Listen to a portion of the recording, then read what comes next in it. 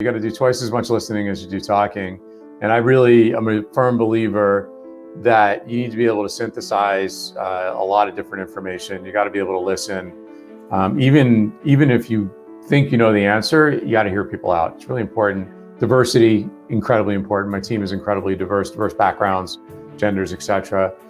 But after you do that, then you have to be decisive. So it's almost this dichotomy of, okay, listen, then decide and move on. And not deciding is a decision, right? So you always want to control the future and not let the future control you. But that said, that is the biggest failure I've seen of leaders, is this kind of paralysis, this inability to decide.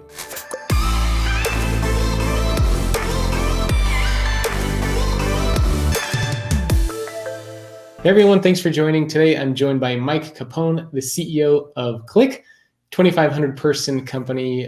Mike, thanks for joining me. Oh, my pleasure. Happy to be here.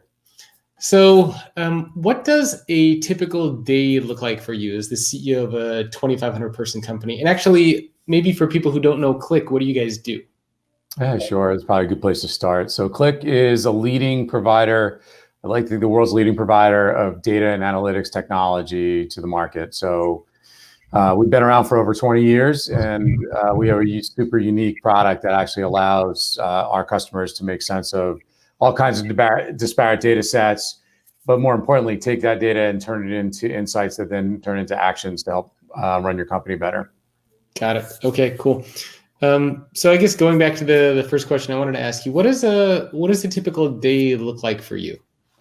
Yeah, well, the first thing is there are no typical days, so they all tend to vary a lot. There's a few things that are sort of sacred to me. So one is I try to spend at least 20% of my time with customers. It's the most important thing a CEO can do, is make sure you don't lose touch with your customers. The rest of my time is split between, like today, for example, started out my day with a sales review, then a customer meeting. And then I split the rest of my time between sort of product reviews, looking at the technology, looking at the software, and then other, I'd say, less exciting things like, preparing board presentations and financial reports and things like that. But it really is customers, and then people, and then kind of technology and software in that order. Do you remember the first leadership position you ever had? In my adult life, sure. Yes. We'll skip Cub Scouts or all that stuff. I got promoted to manager as a MIS manager, like an old IT job. I don't think they even call them that anymore. When I was about 24 years old, totally unprepared to be a manager. Got no training, no nothing. I was the best performer of my peer group. Somebody quit and they elevated me. And it was, quite frankly, a very intimidating time for me. And so no training. They just kind of threw you into it and they said, hey, Mike, you're leading these people now. Good luck. Yeah, and I was on average about 10 to 15 years younger than everybody who was on my team. So it was a pretty harrowing experience. So how did you figure stuff out? It was, on the two things, on the job for sure. I was fortunate. The people that were on my team were patient, and they allowed me to get my feet under me as a manager, which is really important. I also asked for it, right? I didn't pretend I knew everything, which is, humility is a really good part of being a good leader. But and then the other thing is I sought help. So there are always people in your ecosystem. In my case, I was inside my company who are great role models as great leaders, and so I absolutely just gravitated. There was a couple of people actually that I gravitated to. Just got a lot of advice on how to handle things. All right. So first leadership position when you were 24, and then now, many years later, CEO of a 2,500 person company. So what did that progression look like? I mean, what do you think allowed you to get there? Was it just being a good performer? Did you learn certain things along the way that allowed you to become CEO, or how did that journey go for you? Yeah, it's interesting. I know we're talking about my leadership style, but I was watching Jamie Dimon. Jamie's the CEO of JP Chase, so he's probably one of the greatest CEOs of all time.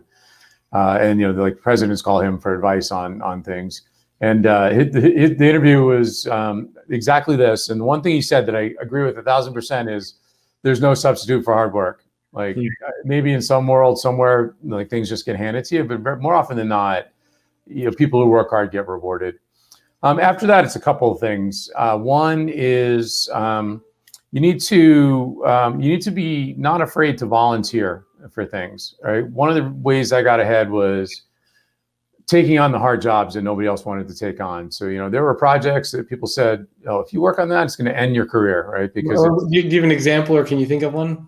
yeah, we were rolling out. There was this project, that same kind of time frame when I just became a manager. There was this project to roll out a global financial system. It was Oracle Financials. I'll never forget.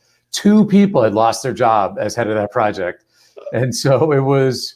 And then so somebody came to me and said, "Look, we don't know what to do with this thing, but you seem like young, smart, aggressive. We're going to give you a shot at it." And everyone said, "No, don't do it. Like, don't go near that thing.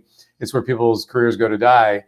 And I saw it as an opportunity to do something nobody else has been able to do. It was a big team, it was about 50 people, and we pulled it off and got it going. And that got me for sure noticed, and that clearly was a huge stepping stone for me in my career.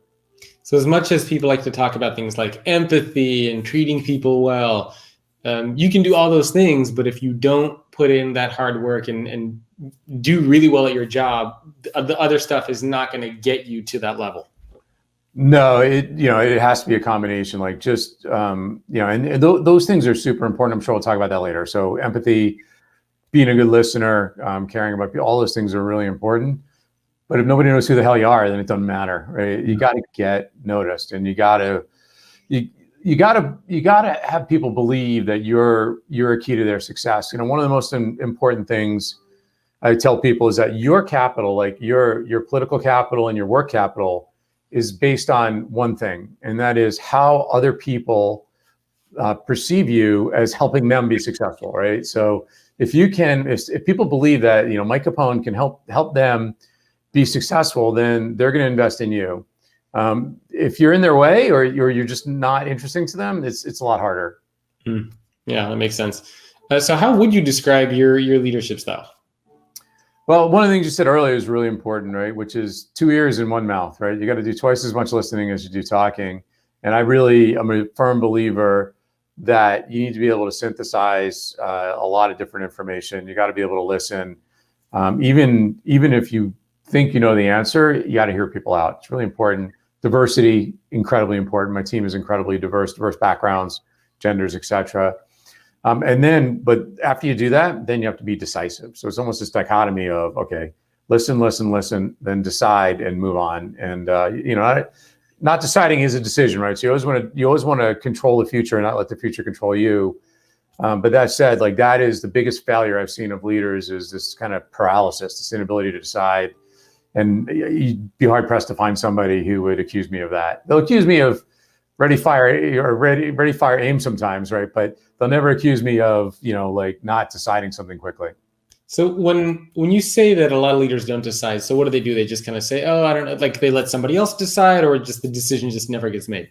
Yeah, they agonize. It's a hard decision. It's a painful decision. Sometimes they got to do things that are unpleasant, and somehow they think time is going to make it go away or make it better. Or they go on too long. They try to build consensus and get everybody behind them. And you know what? Like I always tell people, being a leader is not running for mayor, right? It's not a popularity contest all the time. You want to be popular, you want people to like you, but obviously you want to be successful.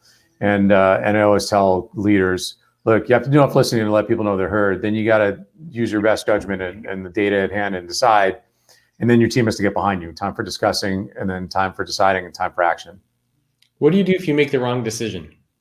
You admit it and you fix it fast. And I do, trust me, I do that a lot. I made some bad decisions. In fact, I literally just reversed one I made 6 months ago. We set up a new group that was working on a bunch of things and just wasn't working out. And nobody wanted to admit it, but I said, look, it's not working. Let's kill it. And you got to do it because you know what? Bad problems don't age well. They just don't. Yeah. You gotta cut them off. And they always say fail fast or whatever mantra you want to use. It's like, just admit you're wrong and like get on with it. Yeah. So you don't beat yourself up over it and lose sleep and then go crazy for it. You just kind of move on. Yes, for those things, when I admit a mistake and I realize, look, I make 1,000 decisions a day, right? Like if I spent my time lamenting the ones I made incorrectly, really wouldn't get a lot of work done. The things that I lament, quite honestly, is when like I knew something, my instincts were telling me something, it was happening. It wasn't necessarily a decision, but it was a situation. I'm like, oh, this doesn't seem like it's going well. But I let people talk me into a different point of view, and then 3 months later, exactly what I thought was going to happen happened. And then I lament that. You know, there's a certain amount of organizational learning that needs to happen as a CEO. You got to let some of that happen, even when you kind of know it's not going to go the right way. But then other times, you really should trust your gut. How do you balance the profitability, the dollars and cents aspect of the business with the treating people well aspect of the business? And do those two ever clash for you? You know, they don't, in you know, in the right way, they do not. So like at the end of the day, what people want is meaningful, fulfilling work, right? That's the start. Like, and so job one for a CEO, job one for a manager is like, are they connected to the mission? Do they believe the company's going to do well? Qlik, we're a huge, you know this about us, we're a huge social responsibility company, right? We believe heavily in social responsibility. So people are really connected, right? If you have that, then, you know, when tough things hit, like, hey, we're not going to give raises because of COVID, we're going to wait 6 months, like those things become a lot easier. It's when people don't want to be there in the first place, and then you have to make tough calls that it's really, really hard. I talk to a lot of people who are leaders in some capacity, you know, maybe they're entry or maybe mid-level leaders, but a lot of them have been in that position for many years, and they feel like they're stuck and they're not moving forward, and they just become very frustrated and disengaged. I don't know, have you ever had that in your career, or do you have any advice for people who just, you know, it's kind of like you're, I use the fitness analogy, right? Where you've plateaued, you're not losing any more weight, you're not getting any fitter, you're doing the same thing, and you're just, you know, nothing's changing. Right. So what do you do, and has that ever happened to you? It has. It's probably happened to all of us. Now I'm impatient, so like my time frame for stuff is maybe not as long as other people.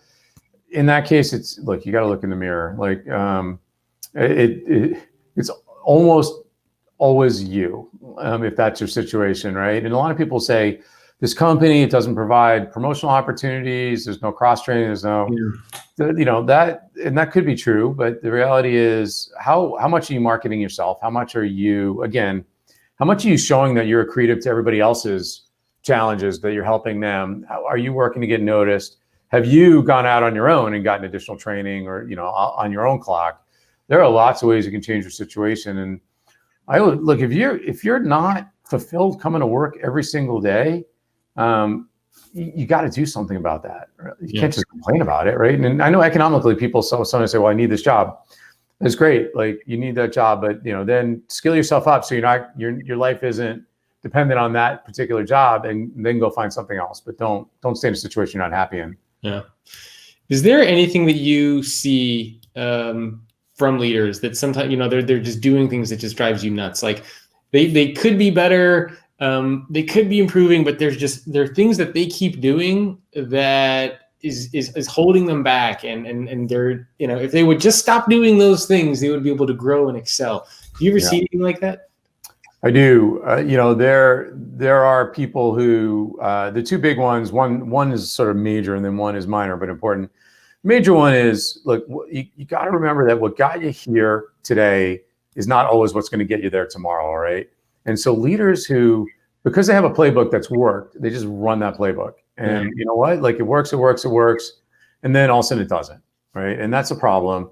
I always tell leaders, look, there's a reason why the average lifespan, or the most CEOs don't last more than 5 years. And the reason is because after 5 years, you have to reinvent what you invented, right? Like by that time, every decision, major decision in the company is your fault, whether you like it or not. So now you got to rethink those things. And it's really hard to admit that what you did before isn't lasting, but it's not. The world is changing. And so that's like the number one failing of leaders everywhere, is not reinventing themselves or their playbook. And then look, the other thing is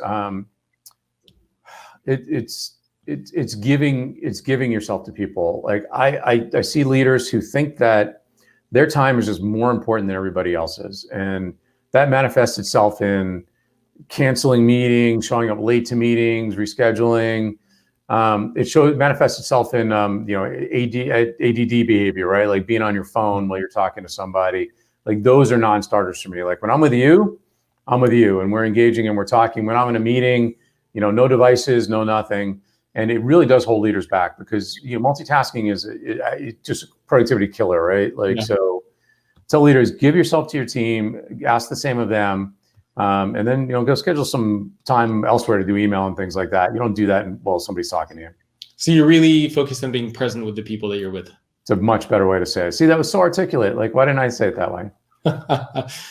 As I talk to a lot of people who say things like, so I interviewed a couple of CEOs for this. And some of the feedback I get is like, oh, that's great. I love what Mike is saying, or I love what Bob is saying. Wonderful insights, but my company doesn't support that. My leaders don't believe in the same qualities that Mike is telling me to practice about empathy and listening. That's not the culture that I'm up. So I can't do the stuff that Mike is saying. Yeah. What would you say to those people? Do you ever talk to other leaders and they want to do it, kind of what you're doing, and then they just say, well, it's not supported here? I hear that from time to time. What I would say is 80% of the time they're wrong. I've had, over my career, I've worked in only 3 companies. So, and 26 years in the first one, right? And then 3 and 3. I've had 30 different bosses in those 26 years. My first 12 years of my career, I had 12 different bosses. And I always found a way, right? No matter what the style of my boss was, whatever, you got to adapt a little bit to your boss's style, but then still do your thing. And then when it got to the point where I concluded that the job I was in, or the situation I was in, wasn't accommodating to how I wanted to lead, I changed. I made the call and I changed. Yeah. Didn't need to change companies. I just changed jobs. I moved from one place to another. Eventually I did change companies, but that's just something you got to keep challenging yourself with. You said you had 30 different bosses. So I'm kind of curious to take a little bit of a flip approach. So we talked about kind of the role of leader. But you could be a leader and still have a boss. So when you have these different bosses over the years, what did you always view your role as, someone who is working under somebody else? Good leadership is, you hire great people and you take credit for about 10% of what they do. And, with my boss, my bosses, I always try to make them look good, keep them out of trouble, show them that you could be trusted, right? That trusting is important, right? Your first 6 months on a job, it's all about building trust and hey, you can trust my decision making, and you can also trust me to involve you in the things that you should be involved in. But know that you don't need to micromanage me, right? And then make them successful and keep them out of trouble, right? That's rule number 1. But the real rule is what's going to make them successful and the company successful. So make sure you're focused on those things. Do you remember having any particular bad bosses or amazing bosses, and what did they do to be bad bosses or great bosses? Yeah, the amazing bosses, I've had a whole bunch, and all different backgrounds. That's why I think this thing about my boss, my company won't allow me is just not true. You just gotta adapt, right? You gotta adapt. The best boss I've had, they have all the attributes that we described, but look, they also took an interest in me. My best bosses always, when they saw the potential that I had, they always gave me a little more. They always pushed me a little more, gave me more responsibility, trusted me. I was in the inner circle, but also were hard on me. Right, my best bosses were actually the toughest because they're the ones who forced me to grow. And I'll never forget the toughest boss I ever had was a woman named Karen Dykstra. She was a corporate controller at ADP, one of the companies. Man, she was tough. You did not walk in her office and put up bad numbers. You just didn't. Yeah. But she had a way about her that you just learned. Every meeting I walked out of from her, I learned something new.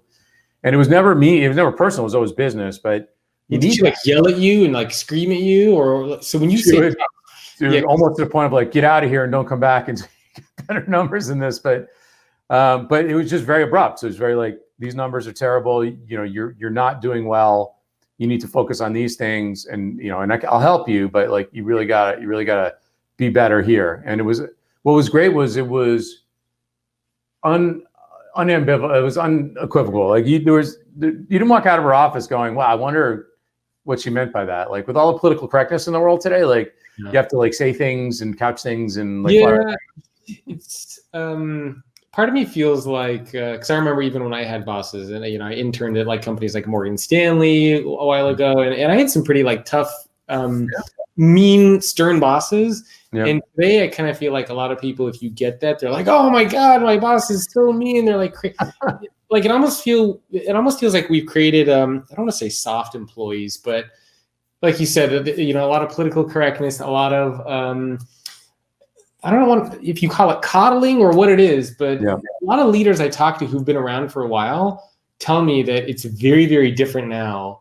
than the way it used to be when they were starting up, growing up in the leadership game. And it's interesting because I suppose that requires a different mindset. I don't know. It's just a very interesting thing. It does. You have to be mindful of it, but you also can't give into it, right? You got to make sure it's never personal. It's just business. It has to all be constructive. But you know what? We are not giving out participant medals. Like, we are here to win, and we're going to win. And you know what? Because my Tableau and Microsoft, my two biggest competitors, are trying to think of ways to put me out of business every day, right? Yeah. So, I can't be too busy like making sure that everybody feels included. Yeah. I actually remember when I was playing soccer many years ago, and we went to go pick up I was, I don't know, like 6 years old. We went to go pick up a soccer trophy at our coach's house, and the coach opens the door and he hands me like an 8th place trophy. And I come from Russian immigrant parents, and my dad looks at this trophy and he's like, "What the hell is this?" He's like, "Oh, we want everybody to feel included." He's like, "You're giving trophies away for 8th place?" And he like, he could not believe, coming from Russia, that you get a trophy for 8th place. And like, I remember that moment forever of like, it's just, it's different. But I think you're right. As long as you're constructive and helpful, like, it's okay to be stern, but not mean. Right. I think there's kind of a difference there, which is great. So she was the best boss you've had, huh? She was, in terms of like exponential growth. Yeah, they've all been great for different reasons, and I have to be careful because you never know what bosses will eventually listen to this. I was on a webcast. I was presenting an award to somebody. The CEO of ADP was on. I worked for him for a while, and he asked the question like, "Who's your best favorite boss?" I hesitated for like a microsecond, and he was like, "Oh, you already blew it. Like, you're all my favorites." I've had some bad ones. I didn't ask the other part of your question. And the bad ones are the ones that are just, they're just nakedly ambitious and terrible listeners, right? And I did what I needed to do for a while, and then I just found a new home. Like, I didn't stay with it forever. Do you do any particular? Of course, without mentioning any names or companies, right. Do any particular stories or situations come up of how a bad boss treated you or interacted in a certain situation? Yeah, it was really interesting. There's one very famous karma story. So there was a person at ADP, and he was actually a few levels above me. And I just remember, like, I was just a little kid. I was 23, 24 years old, and I spoke up in a meeting because I had an idea. And he looked at me and he said, "Who the hell are you, and who gave you permission to speak in my meeting?" Like, that he said that, and he said it to you? That's what he said to me. Yeah, just in front of everybody else. Yeah, and there was probably a room full of 20 people. Oh my God. And I was devastated. And thank God there were other people in the room like, "Oh, don't worry, choose everybody like that." He was just known for that.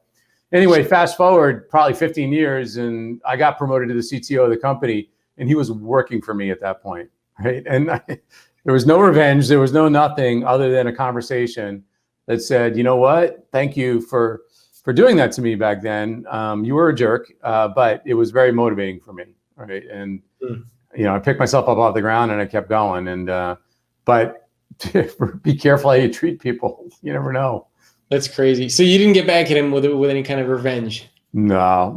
The best revenge is living well. Like, it was painful for him to see. This. I was 37 at the time when I became CTO of ADP, so I was probably half his age, and he was angry about it. But that was all it took, and it wasn't at his expense. It was just hard work.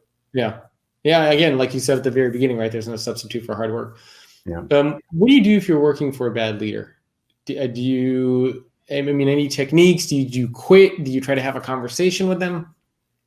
Yeah, look, always try to work it out, right? There's no harm in working it out. What I usually do is I try to get underneath what the behavior is and what's driving it, right? Is this person afraid for their job? Are they in a bad spot? They're under pressure. And then try to figure out if I can help them with that. I try to talk to other people who know that person, like, "Hey, these personality traits, have you seen any styles work. And then you have to have a conversation with your boss. Like I won't work for a boss that I don't feel comfortable at least saying, hey, like this relationship doesn't seem to be going well. And look, I work in private equity now. I got board members there. They're talking about, demanding, like they're nice, but demanding. And I feel very comfortable, saying, hey guys, like I think we're not on the same page here. Let's talk about it. And if all else fails, then, you just quietly look for another job, because who you work for is the second most decision after who you marry, because you're going to spend a lot of time with both. But most people spend more time at work than they do with their spouse. So you gotta like your boss. Yeah, I couldn't agree more. What do you think separates a good leader from a great leader? So, I mean, I'm sure you through your career, even at your current company, you have some leaders who are pretty good, and then you have other leaders who are just like, man, they're, just above everybody else. What is it that those really amazing and great leaders at your company or from your experience are doing that the others aren't? It's all about inspiration, right? Like great leaders never have to look at an org chart, right? The people just follow them, wherever they want to lead, and those are the great leaders. Like anybody can say, well, I'm so-and-so on the org chart, you all work for me, so do this. And there's a lot of managers or leaders who can get a lot done that way, right? Yes. It's very much command and control. And but the great leaders, it's, people are jumping in the boat because they just want to follow that leader. And half the people don't even work for them, right? It's like, hey, I want to be on that team, or I want to help that team be successful. And that's it. And you can spot it a mile away. Like it is not hard to discern who those people are. Is that something people can work on? Absolutely. You have to work. It's hard. If you're not born with it, or you weren't like growing, if somebody didn't role model that behavior for you, then you have to take a step back and find some people who can mentor you. Like pick 2 or 3 great leaders. Like I talked about Jamie Dimon. He's somebody I like to follow around. I have a couple others. And then you got to work on it every day. And it starts in the morning. I have a rule that I learned from somebody else, which is, you got to catch somebody doing something good every day, right? So like every day, no matter how bad my day is, no matter how bad the numbers are, I make time to send an email, make a phone call to just tell somebody they did a great job on something. Every day, without fail. I have a notebook. I write it down, and I do it.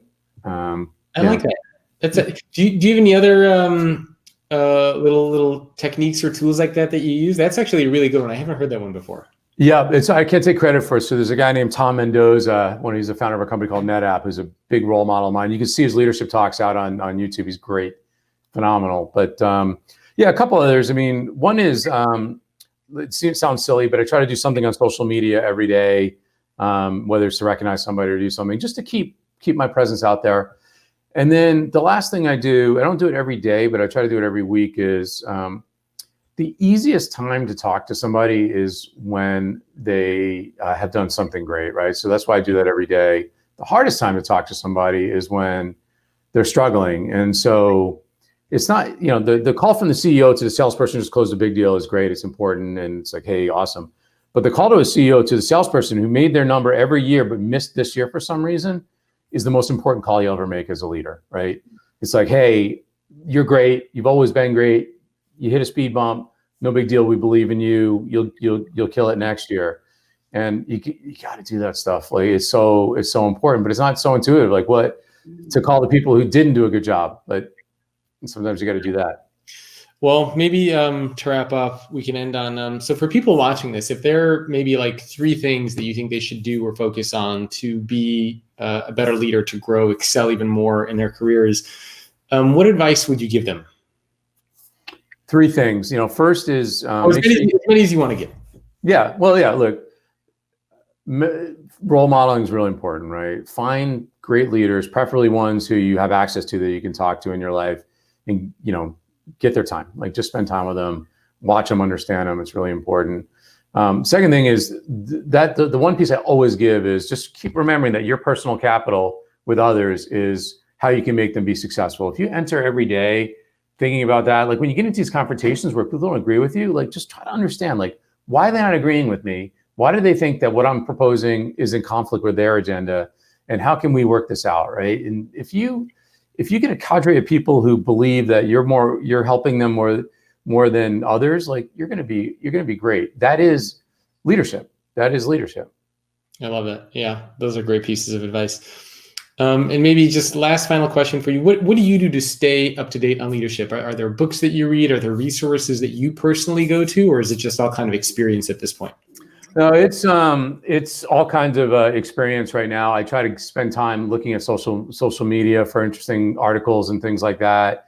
I am religious about reading like The Economist and Harvard Business Review and looking for interesting articles on leadership.